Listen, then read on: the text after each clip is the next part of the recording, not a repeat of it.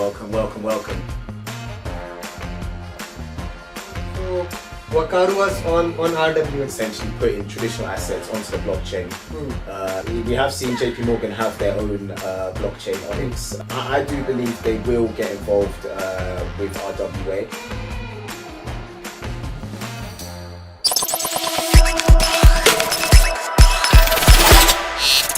Hello and welcome to Voice of Crypto, a podcast where we talk about crypto, Web3, NFT, metaverse and everything in between. And today we are going to talk about a very interesting category which, according to me, again not a financial advice, will lead the next bull run. And there has been a lot of anticipation around this category.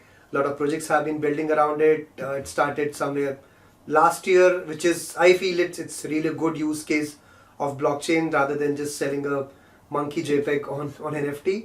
So I would like to welcome Ezra here from Wakaru. Welcome. Very happy to be here. So as Abhishek mentioned, my name is Ezra, founder of Wakaru, and I'm looking forward to speaking to you a little bit more about real world asset tokenization and a little bit more about my company. Amazing. So Ezra, this is a question which I ask everyone who comes on my podcast is, do you remember that incident or that accident which happened to you, which pushed you towards Web3? Because I'm sure when you were a kid, you never thought of getting into Web3 because there was no Web3 at all. So 100%. Do you remember that moment clearly, and what has been your background before getting into Web3? So I actually started sort of investing just in traditional assets, in Bitcoin and Ethereum.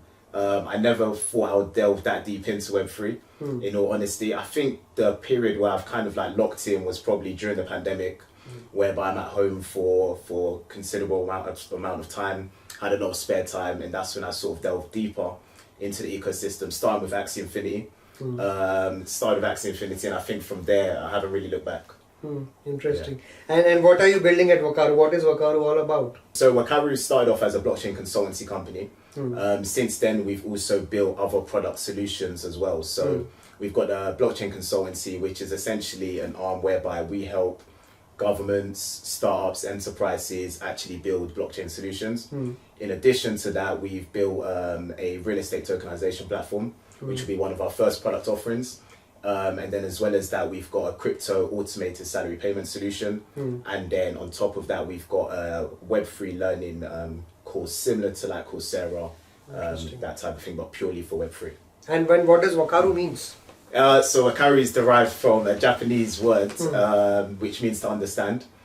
So the whole sort of like product brand of Wakaru itself, all of the product names, Okane means wealth, Chingin means salary. So we've kind of kept that theme throughout the products. Yeah. So Wakaru was on RWA. Did I say it right? Yes, 100%. Okay. Yeah, Wakaru. What is RWA? So RWA, real world assets, is essentially a buzz term at the moment, in all honesty, but it is a concept that's going to be extremely popular coming into the next bull cycle, which we're pretty much in at the moment. But it's obviously going to get a lot more ramped up as the Bitcoin halving comes in April. So real world assets is essentially putting traditional assets onto the blockchain, and this can be anything. This can be things such as real estate, this can be bonds, traditional assets, and essentially providing further liquidity by putting them on the blockchain. So which has a real value, something which has a real value which can be put on blockchain. Is that what you mean to say? Exactly.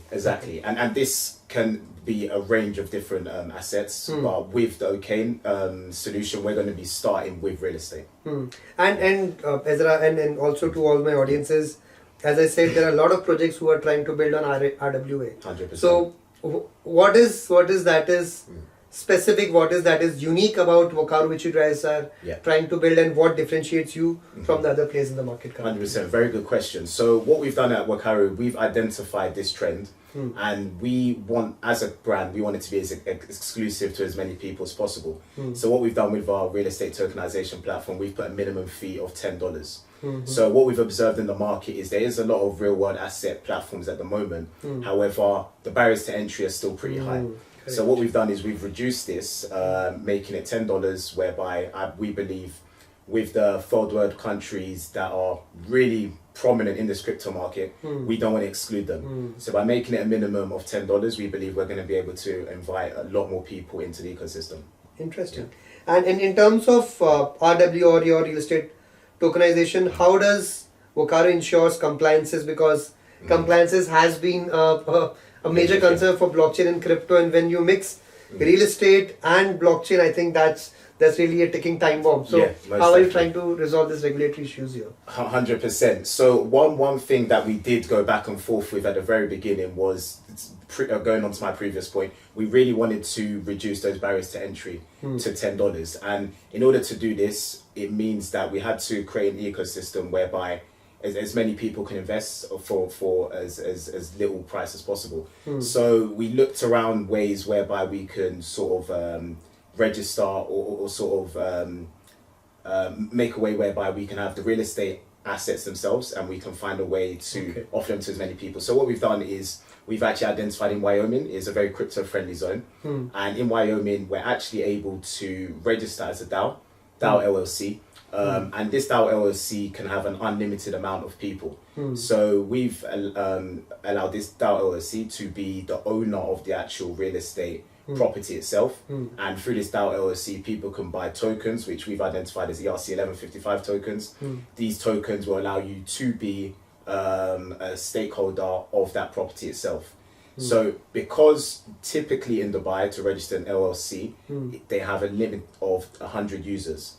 And if you have a limit of 100 users, it means that you can't invest in a property with as little as $10. But actually by doing it in Wyoming, we've been able to actually extend the amount of people that can be a part of that DAO LLC, thus being able to also reduce the barriers of entry to as little as $10 as well. And can you explain us how does the whole smart contract works on Wakaru? I mean, what is the logistics? How does a user who comes on the platform, how will he know that his tokens have been used for which particular asset to buy? How does that whole transparency comes into picture? Yeah, 110%. So we've decided to use ERC 721 tokens.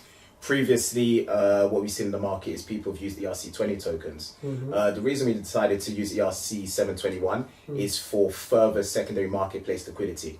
So by using these ERC 721 tokens, we're able to actually use our tokens and actually offer them on other open marketplaces such as OpenSea, such as Magic Eden, further allowing our community to actually trade and gain a further exposure for their assets.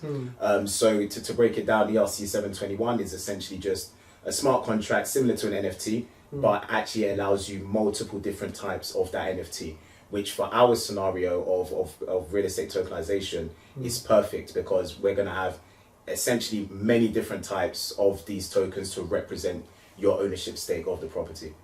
And I will ask this question, Ezra, since you are here as a cybersecurity expert. What are your top 3 tips for people to secure themselves in this upcoming bull run? I was talking to somebody today and giving them an analogy of think of this bull run as you're going to a party. So when you go into this party, you start drinking, and as you move forward, you get more drunk. So people make more mistakes in a bull run rather than in a bear run, because 110%. you are so high, you are so super confident that you don't even think twice. So what are your top 3 tips of keeping our assets secure for the users? Yeah, definitely. So I'm probably going to go with the mundane ones. Don't reveal your private keys. Make sure you keep your private keys as secure as possible. Of course, in addition to private keys, that includes your seed phrase as well, if you are using a non-custodial solution such as MetaMask. I would advise to use a cold storage wallet as well. I believe if you can keep your private keys away from online, away from being online on the internet, I think cold storage solution is probably my second tip. Just ensure that private keys and the seed phrase of the cold storage solution. You're not keeping your private keys and your cold storage together. That's no, most definitely. And then the third one is just watch out for phishing links as well. Of course, once you sign up to a few platforms and get involved in the ecosystem, there are going to be a lot of people reaching out to you. So just verifying URLs, making sure that they match up to the legitimate site. And I mean, we have seen specifically in real estate, it takes months if not years to process the paperwork. and it's a long process where you have to go to multiple things. 100%. How are you trying to resolve this problem by your platform? Exactly. So with our platform, we're going to be building on Polygon blockchain, and essentially this takes 2 seconds block time to actually settle a transaction. This essentially means you can go on our platform and essentially be a real estate token holder in a matter of 2 seconds. Okay. This is through blockchain technology, and everything will be transparent as well. So you can go onto the platform, you can buy your stake in a property, and less than 2 seconds later, you'll be able to view on a blockchain explorer such as Polyscan the full transparency when you purchase the token, how much you purchased the token for. Everything will be visible. And I mean, just a question out of curiosity, Ezra, this whole RW concept, when did it started?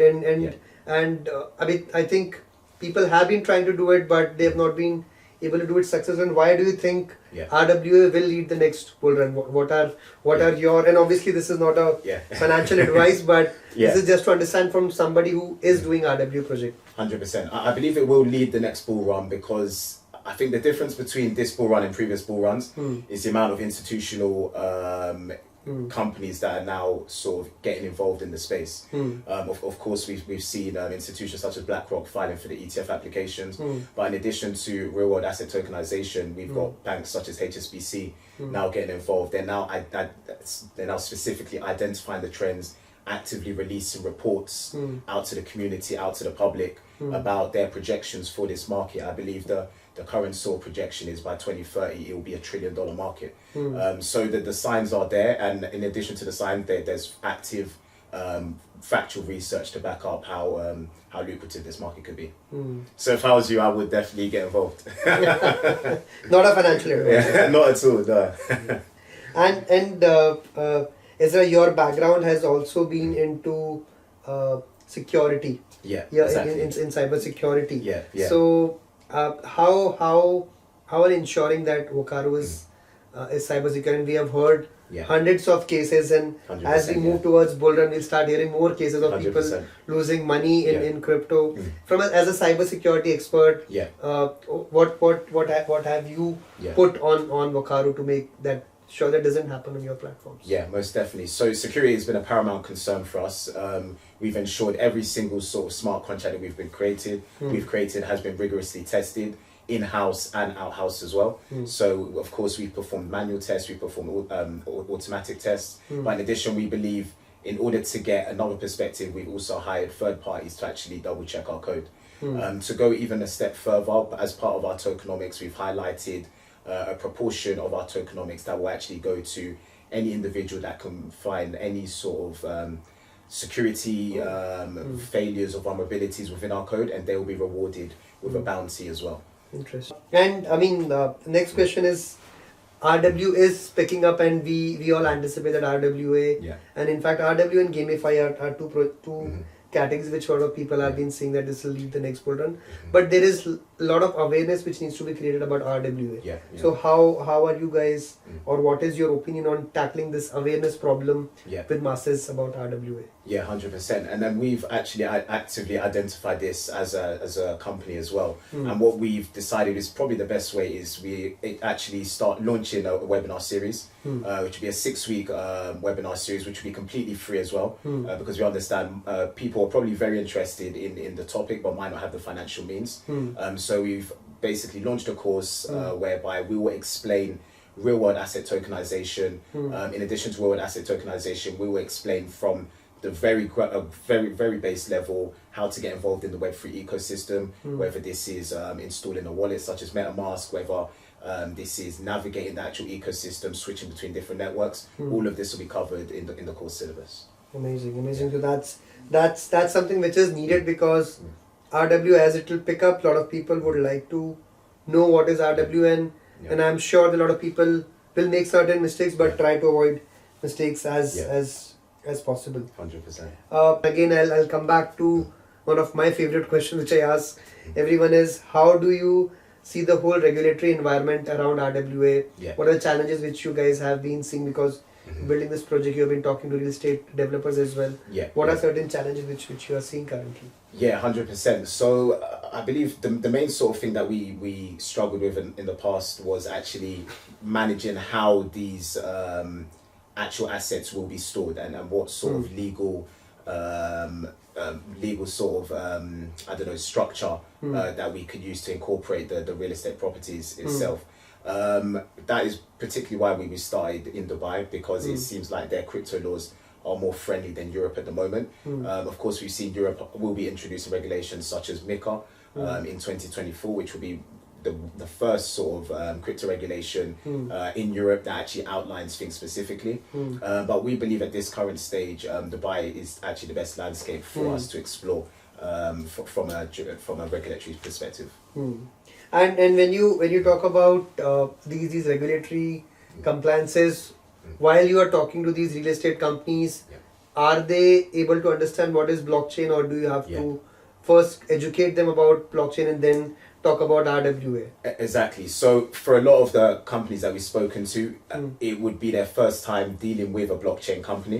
Many of them haven't actually delved into the sector themselves. However, the partnership we have with them means that they don't directly have to deal with blockchain technology itself.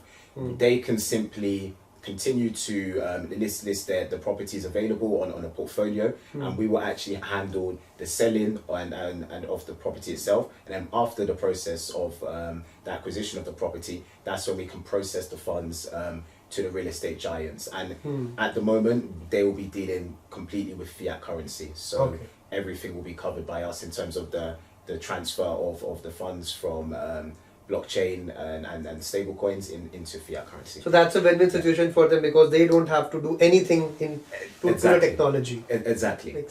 Interesting. And I mean, and how are you seeing? You mentioned about institutes moving towards cryptocurrency, and we all have seen BlackRock. We have been seeing JP Morgan talk about it. Do you anticipate these big players getting into real world assets as well in this pull down, or probably in the future? Yeah, that's a good question. So we have seen JP Morgan have their own blockchain, Onyx, and then they've also released their own coin, JPM coin. I do believe they will get involved with RWA. And the reason I believe that is it's not atypical to what they already do with their current financial structures. For example, they have derivatives, which is essentially, if you think about it, just another form of RWA, because derivatives are just assets, are just different types of assets which they've increased the liquidity by offering them in a different form. So when you think about it, this is essentially all RWA is. It's taking assets that already exist in real life and further increasing the liquidity of them by putting them in another ecosystem. So it is their bread and butter, and I do believe they probably will be getting involved. Amazing, Ezra, and it was really nice talking to you about the future of Wakaru, the future of RWA. Anything else which you would like to talk to about you or about the whole category to our audiences here? To be honest, no, I've got nothing else for me, to be honest. But what would you say is the future for Voice of Crypto? Voice of Crypto future is decentralized media, and I think that's what you're trying to achieve, giving media power to everyone. So anyone and everyone can create content, and they can go up. I mean, people can listen to it. Amazing. But thank you for coming on the podcast and for us, Ezra, and we wish you all the best for the future of RWA. And those who are watching this video or listening to this podcast, guys, keep following us, and we'll be back next week with a new interesting guest, with new stories and with new learnings from here. Till then, keep following Voice of Crypto. All right, cheers guys, thanks for having me.